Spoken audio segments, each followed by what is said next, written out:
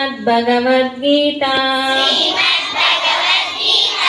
अथ प्रथमोऽध्यायः अर्जुन विषादयोगः। संजय उवाच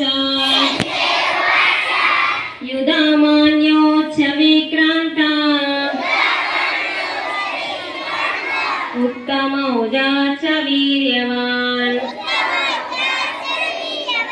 सौभद्रो द्रौपदेयश्च सर्वा एव महारथाः। युधा